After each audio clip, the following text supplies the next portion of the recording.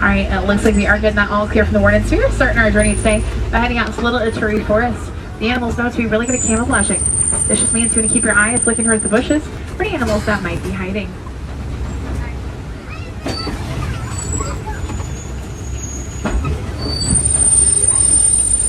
Now, coming over our left side, I do see two different types of antelopes. We got the copper ones, as the bongos, often nicknamed the ghosts of the forest, because they do such an amazing job at camouflaging. You may notice there's about 3-foot long horns that tilt a little bit backwards and help them get to the forest a little bit easier, help them push those bushes and trees. Now both male and female bongos do have those horns. Have the males, they can have a bit of a darker coat. It's usually you can tell apart. Then those tannish grayish antelopes, still at the left side, is the greater kudu.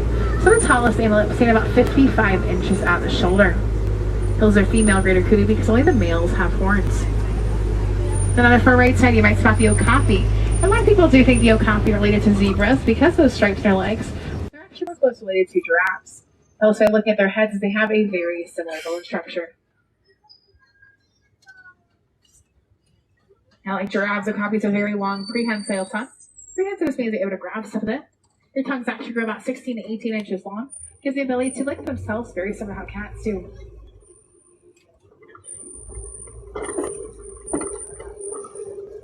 Now, coming over to the left side, I do see a black rhino. Black rhinos are actually the smaller of the African rhinos. They weigh about 3,000 pounds. Now, black rhinos have no natural predators. The main threats actually be us humans. As humans, most of those horns made of keratin. Actually, the same thing that our fingernails inherited. It's actually not useful for us. Where black rhinos have been poached so much, there's only about 5,000 of them left.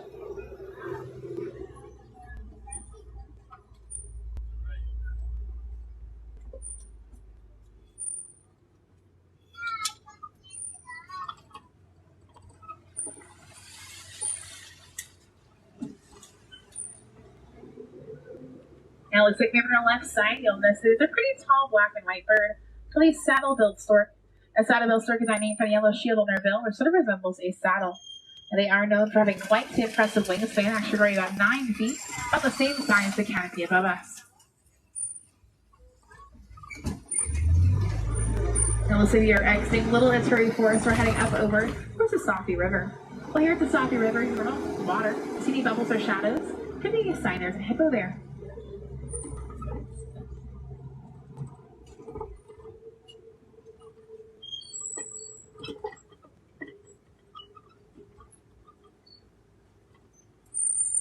It looks like there's one actually outside of the water. I'll try to be pretty slow and all try to see them. A little bit further up, you'll also see these white birds on the right side, the pink-backed pelicans. Pink-backed pelicans get that name from the pink coloration on their backs. Why both males and females have this coloration. Males get brighter during mating season as a way to impress the ladies. A group of pelicans is called a pod, a group of hippos is called a float. Hippos can swim and float, they just prefer to sink and run or walk along the bottom. They're going to spend most days submerged underwater. They do this to help prevent them from overheating. They can hold their breath about 8 minutes at a time, which actually isn't really that surprising, considering they're close to their relatives, or actually dolphins and whales. Now, with hippos spending most days submerged underwater, it makes sense they can also sleep underwater. Their bodies know how to bring them up for air without ever even waking them.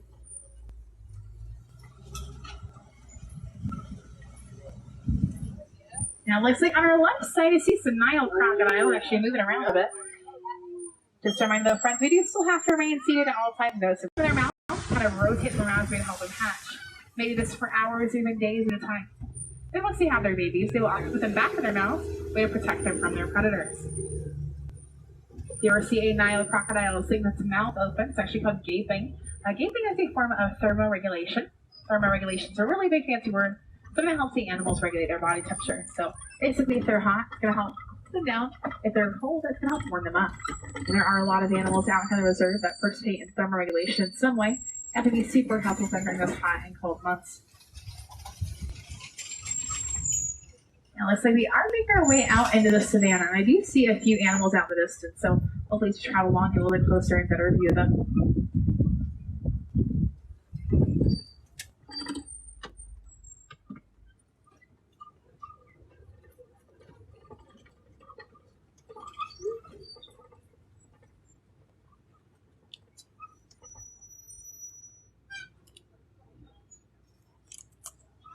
Those are the first animals I see are coming up on the right side. Those gray animals laying down are the wildebeest. Now, typically whenever you see one wildebeest, you're going to see a lot more, as they love to travel in really large herds. Those herds can get to be as large as 1.5 million wildebeest. Such large herds, you actually can see the dust they kick up when they're running from space.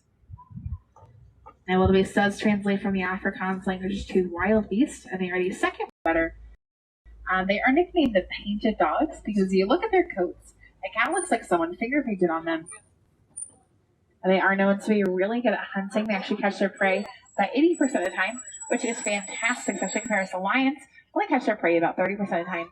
Now, once again, my friends, I need everybody to stay seated. If we can take a seat.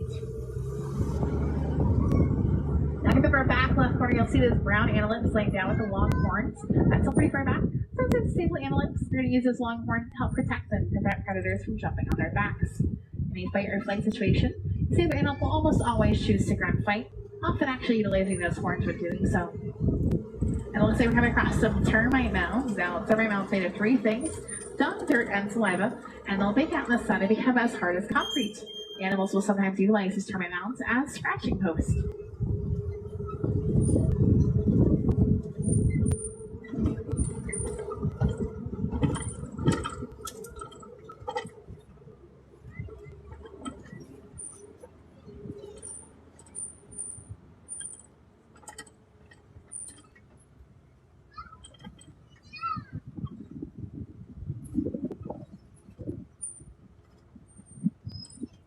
Now, let's look at the right side. I see a Hartman's mountain zebra.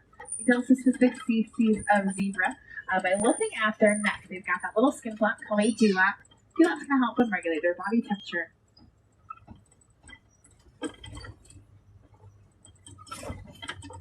Now, the Hartman's mountain zebra's heart weighs about 3 times as much as the plain zebra. The Hartman's mountain zebra has a big heart. And the stripes on those zebras are unique to each individual zebra. You'll never find that exact same pattern again. Very similar to how our fingerprints are unique to each of us. And on the left side, you'll see there's this tan antelope. It's going to be the eland. They're the largest antelopes, weighing up to about 2,000 pounds. And you notice they've got these beautiful spiral horns. Well, the males are often going to use those spiral horns. As you can see, he looks like he's trying to do that. He's going to put those spiral horns into bushes. They kind of rotate them around. They're going to build a flower crown. And they'll walk around wearing that flower crown as way to impress the female eland. So that's kind of cool that we're seeing him. Looks like he's trying to do that. We can tell that one's the male for a few reasons. Male's usually a bit larger. You can see there's another one off the right side. That one's a bit smaller. Their horns are also be a little bit thicker and shorter than the females. And they're also going to be a bit darker as well. So you can see he's kind of more gray. Looks like he's smiling. And then we do have this group of Maasai giraffe coming up the left side. And a Maasai giraffe get that name because they were discovered in regions similar to the Maasai tribes are found in Africa. And they are, of course, the tallest land mammal. They're about 16 to 20 feet tall. So this means whenever they're born, they're about a 6-foot drop to the earth. Definitely quite the welcome. That breath's welcome in the world will be super helpful to help get them on their feet very quickly. As giraffe can actually stand and walk the first hour of their life. Now, right now, it looks like we are coming across a whole bunch of fallen trees. It's actually often a sign to us that an elephant has passed through, as they will often knock down those trees to eat the branches and leaves off them. So seeing these fallen trees, hopefully a pretty good sign for us, and maybe a potential elephant sighting. Now, it looks like I do see an elephant coming up on the right side. And this is actually the African elephant. They are the largest land mammal, weighing up to about 13,000 pounds. They eat about 300 pounds of food a day. Chelsea's going to go after about 150 pounds a day. Now, we do have 2 of them. So there's one pretty close to us on this right side, as is a little bit further out there is another one. You also notice these elephants are kind of flapping their ears a bit. They actually do this as a way to help cool themselves down. So by fanning themselves like that, cool themselves down by up to 15 degrees. Definitely makes a huge difference during those hot days.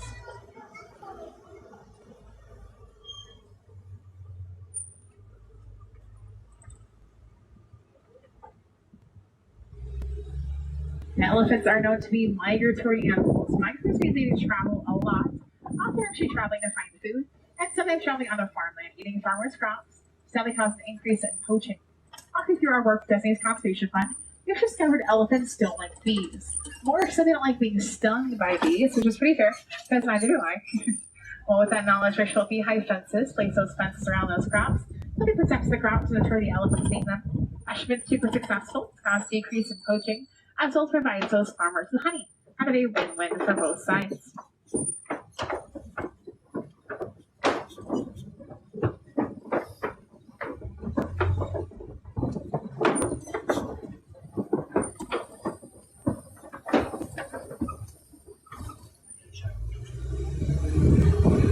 Now, as they're coming across the red clay pits, elephants love to eat red clay.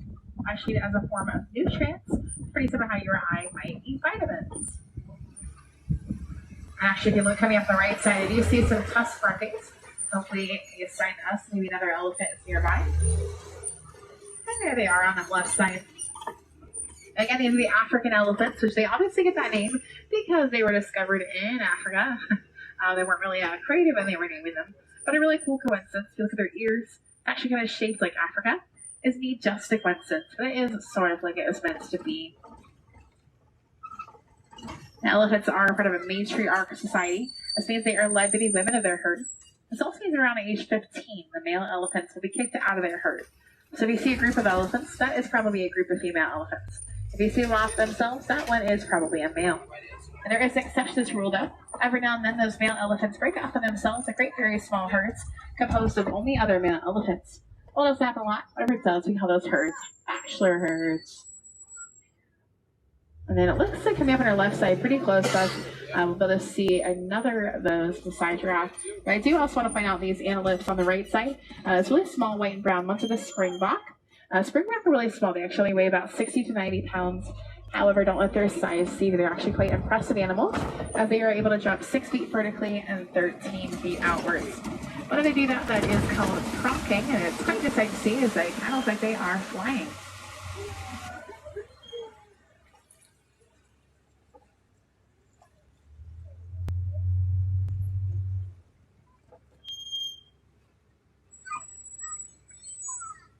Now it looks like we have on our left side, coming across the greater flamingo.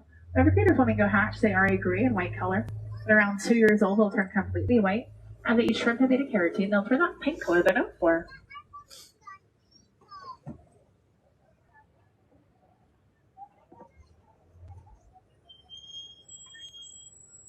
A group of flamingos is called a flamboyant. So they're coming across as flamboyants.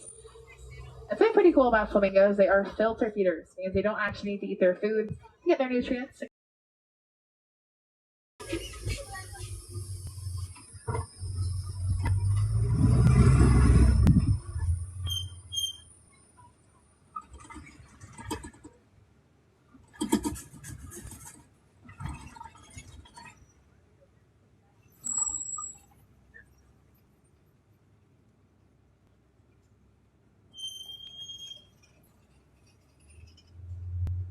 Now let's say on our left side, I see some mud puddles. These are actually often utilized for the animals. They're going to roll around that mud, cover themselves in it. They help cool themselves down. They also act as a sunblock. And the animal may find doing that a lot, especially around this area. Say the white rhino. So keep an eye out. Maybe a family of muddy white rhinos.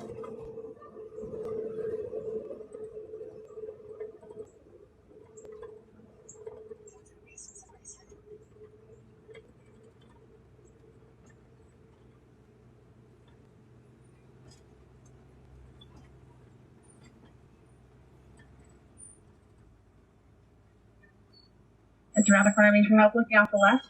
We've had some cheetah spotting recently. Can't be hard to find them because he uses those spots to help them blend with their surroundings.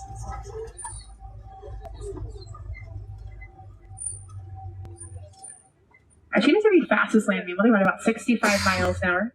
And they have very low stamina, which means that after they run, they're going to have to take breaks to catch their breath. So it means they need to be very strategically plan out those runs because they cannot run for long periods of time. If you look at those cheetahs' eyes, notice they have very dark eyes. They've got black tear ducts. They'll reflect the sun and protect their eyes. It's kind of like you may find an athlete wearing black paint to make their eyes.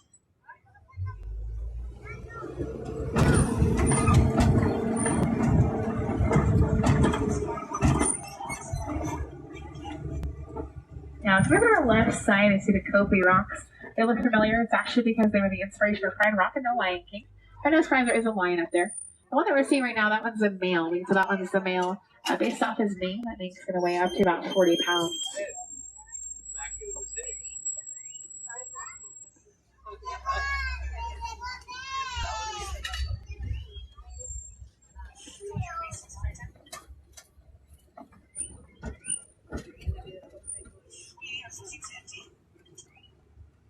Now, lions are nocturnal, which means they're going to spend most days sleeping.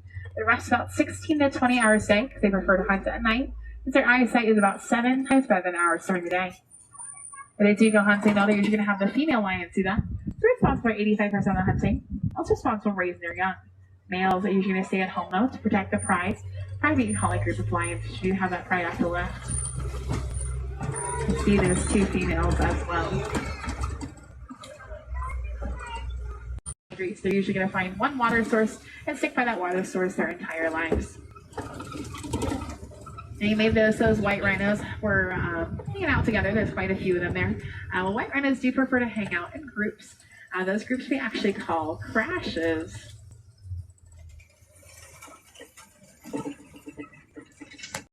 Okay, I'll take you over to Conservation Station. We're going to visit our affection section, which is our petting zoo.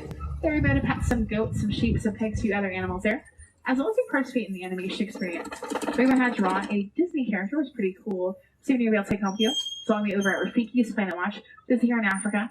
Do keep in mind that anything with live animals will close early at the rest of the park. You do have to get a train there, and the last train leaves at 4:30. So check them out. You got to do so by 4:30.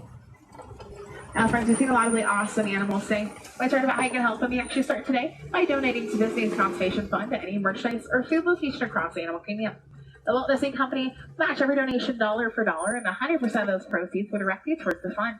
And Disney's Conservation Fund does an amazing job helping out different organizations across the globe, some that help out different species that might be endangered, and there's several conservation efforts. Learn more about Disney's Conservation Fund and the organizations that you support at impact.disney.com. If I do have any wilderness explorers on board, you have them on the Simba 1. You can find that on page 15 of your guide. It's a Simba 1 on page 15. Make your way up to that unload dock. Start gathering those first belongings. To make sure you don't leave anything in the truck, as it is a long walk back to Africa. And you'll find out any questions, any animals, or things on. Go ahead and stop by my window. I'll be more than happy to answer those for you. And there's waiting on the all clear from the warden. We can head on up there and unload. All right, so we do have that all clear. Now, friends, to leave y'all today, I do want to teach you a singular phrase to us means to go well. Go Harini. So Harini, my friends. Go well, go wild. Go have a great rest day here in Animal Kingdom.